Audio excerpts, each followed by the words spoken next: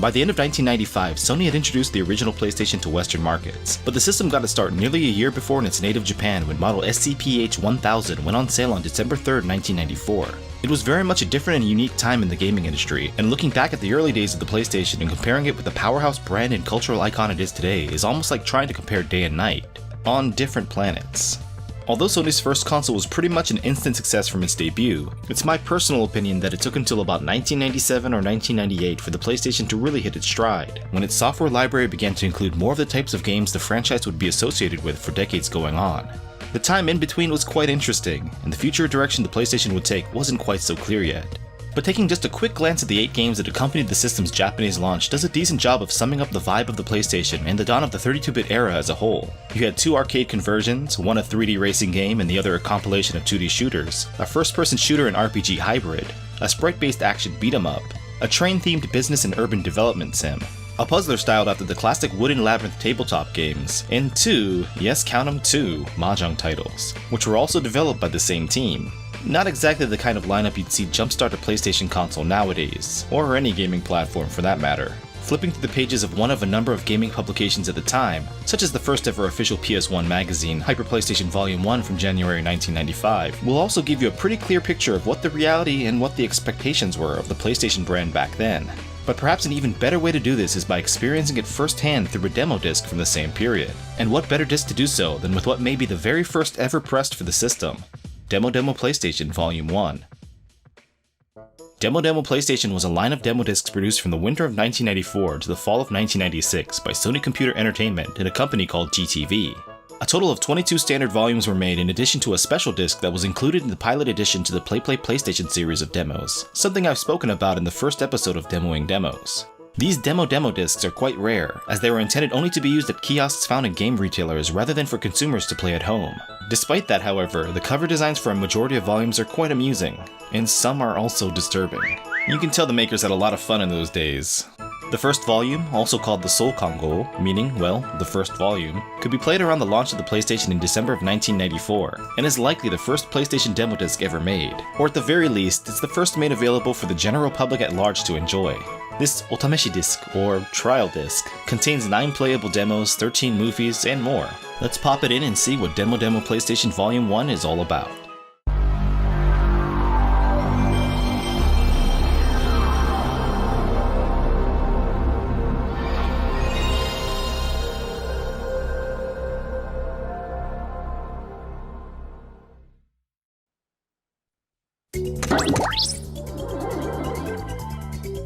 Demo PlayStation それでは早速スタート。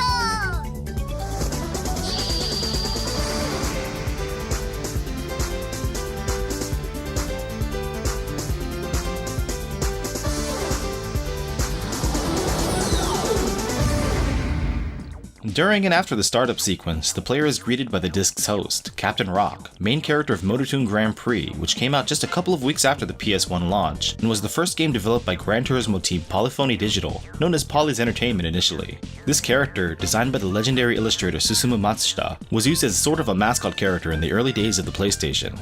By pressing the triangle button, he will guide the user through the demo and describe sections and options, with each explanation fully voiced and accompanied with text. There are 4 main corners to explore from the menu: Demo PlayStation, Movie PlayStation, Original PlayStation, and News PlayStation. We'll look at each of these starting from the back end. The News PlayStation corner contains 2 portals, New Soft Release Data and PlayStation News.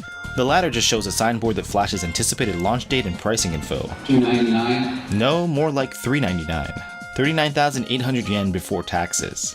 The former includes a tentative schedule of upcoming PlayStation titles for roughly the first couple of months, and what's interesting to discover here is that there were several other titles meant to launch with the system that perhaps couldn't meet the deadline.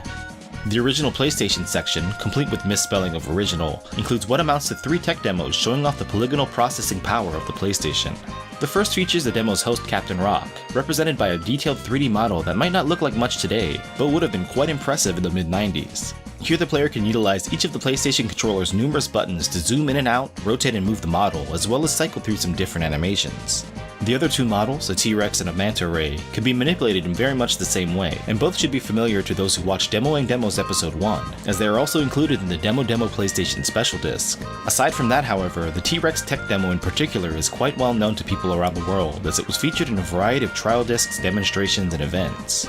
Next up is the Movie PlayStation Corner, hosting promotional videos for 13 different games. These include Takara's Toshinden, also known as Battle Arena Toshinden, a 3D fighter that was one of the most important titles in the early days of the PS1, Konami's 2D shooting compilation and system launch title Gokujo Parodius Deluxe Pack, another launch title in the form of Nekketsu Oyako from Technosoft, a 2D beat-em-up and subject of episode 7 of Import Gaming for the Win, a classic puzzle adventure game that probably everyone who lived in the 90s played at some point, Myst, Ubisoft's gorgeous 2D action platformer Rayman, Metal Jacket, a giant mecha simulator from Pony Canyon, human and media entertainment slot machine simulator Kikuni Masahiko's Warao Fuke-san Pachi Slot Hunter, Tama from Time Warner Interactive, the Labyrinth-style launch title alluded to in the introduction to this video, the war simulation game Falcata, an early project from developer and publisher Gust, Ark the Lad, the first entry in Sony's blockbuster role-playing game franchise, digital animation Homa Hunter Raimu, or Jewel Bem Hunter Line Special Collection Volume 1, infamous Kusoge 3D Racer Cosmic Race published by Neorex, and finally, another launch title,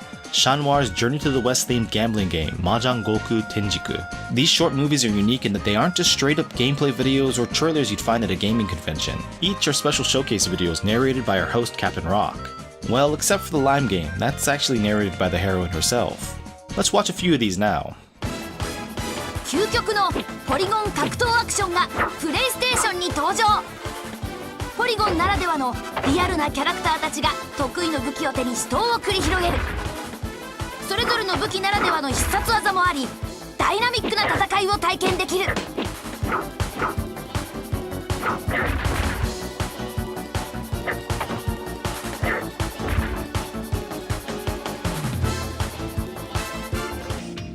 3D ロボットバトルシミュレーターメタルジャケット。磁気ロボットの選択や戦闘時の設定などもきめ細やかに設定可能。キャンペーンモード 2P 通信対戦などの機能も搭載され、ゲーマー心を刺激する。空中戦や時間の変化を利用した多彩なバトルも楽しめる。バルカタとは中世よりさらに古い時代にあった武器の名前だ。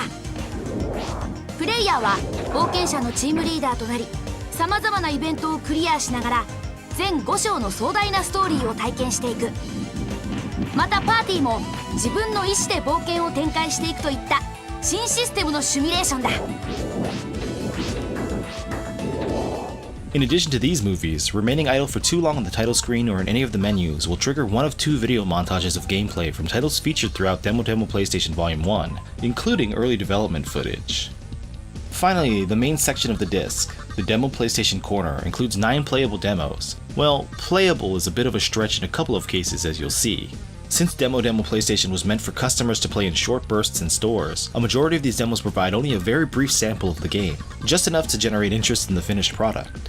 Motor Tune Grand Prix is at the top of the list here, but instead of giving the player a thrilling, cartoony 3D racing experience, it's actually nothing but a glorified camera simulator.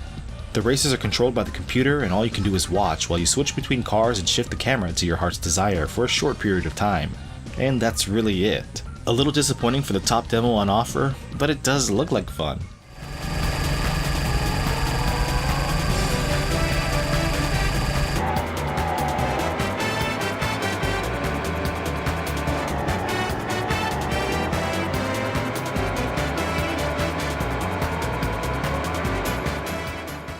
The next demo is of Namco's Ridge Racer, a launch title and another game that was essential in creating buzz for the PS1 early on. Unlike the previous trial, this one actually lets the player race, though you're limited to a single lap and only from the first-person perspective. This must have been from a rushed or incomplete build, as the position display will glitch out sometimes, and oddly, there's an absence of car engine and tire sound effects, which makes it seem as if the car is just floating along the course.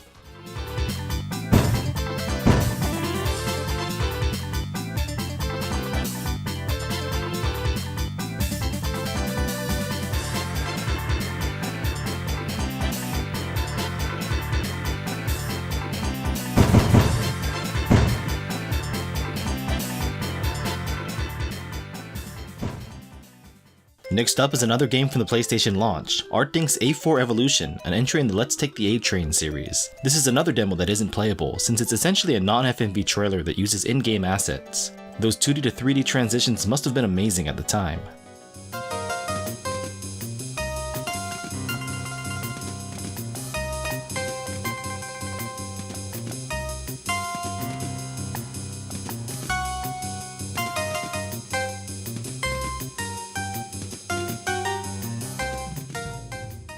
Hamlet is the first of 3 first-person role-playing games featured in Demo PlayStation Volume 1. Never heard of it? Well, that's because the title was eventually changed to Space Griffin VF9. A good call in my opinion. The experience doesn't last long, but features some pretty high-resolution graphics and an art style I really dig. This one was localized for Western audiences, but a Japan-only Dreamcast and Windows upgraded port came out in 1999 that apparently didn't receive much critical praise.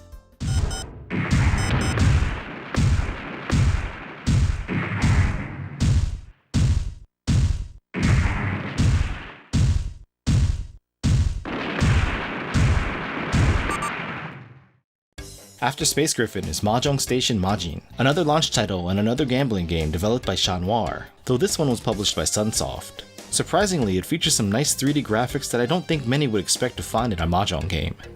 It has a nice art style and a cast of characters both real and fictional plucked from different time periods, which is pretty neat, but I don't remember how to play Mahjong and I don't intend to relearn anytime soon. The demo also only lasts 1 minute, so I can't really tell you more about Majin.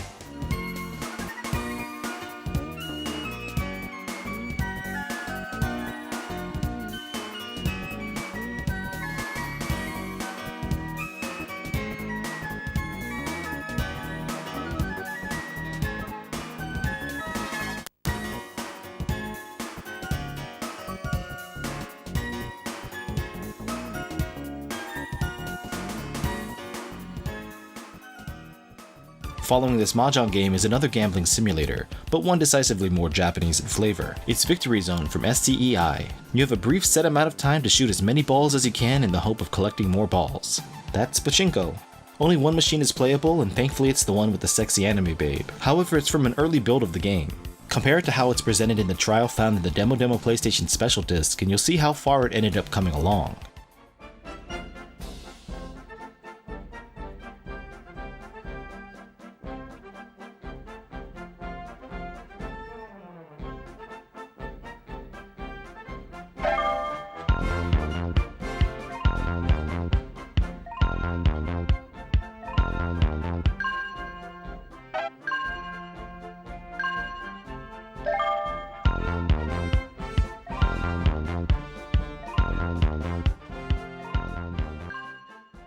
One of the more interesting games demoed here is From Software's original groundbreaking 3D dungeon RPG, Kingsfield. Not to be confused with the game released in the West with the same name, which was actually the sequel. This is a Japanese exclusive entry in the series that was released on December 16, 1994, and was the first game From Software ever put out.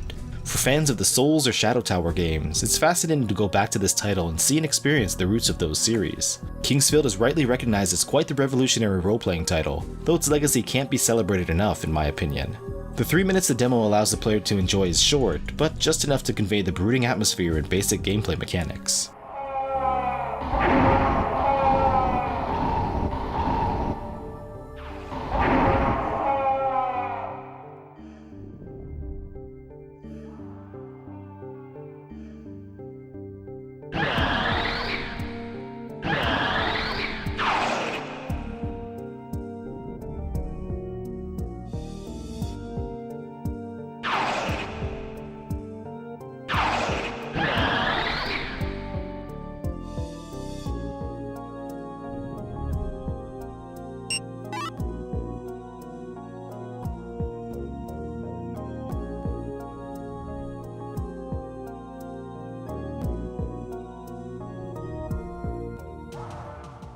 Twin Goddesses from Polygram might have been a fighting game that time forgot had it not been for its unique presentation, creating a roster of fighters comprised of real people in digitized form and cartoony combatants made of 2D sprites.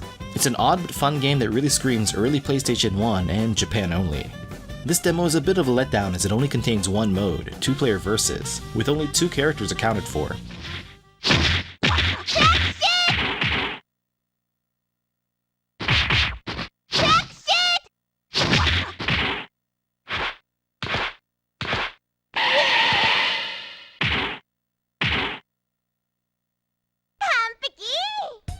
Finally, the longest and to me, best of the demos on offer in Demo PlayStation Volume 1, it's Wild Arms and Gunner's Heaven developer MediaVision's PlayStation launch title, Crime Crackers. The player is able to cycle between 3 characters and blast and slash through the entire first mission of the game.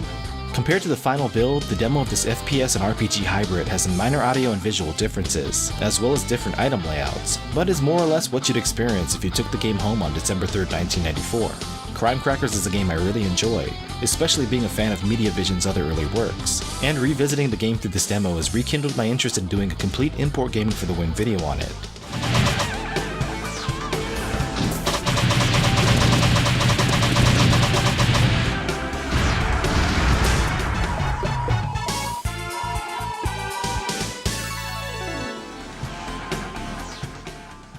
Well, that's all I can really show and say about Demo PlayStation Volume 1. This disc is a real time capsule that provides a fascinating look back on when the PlayStation and the video game industry as a whole were less Hollywood and more rock and roll, if that makes sense.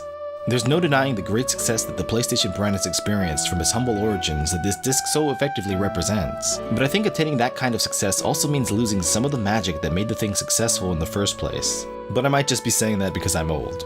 Anyway, thank you for watching Demoing Demos Episode 3. If you haven't seen the previous 2, I hope you'll take a look at those and look forward to more in the near future. This is Jimmy Hapa. Take care.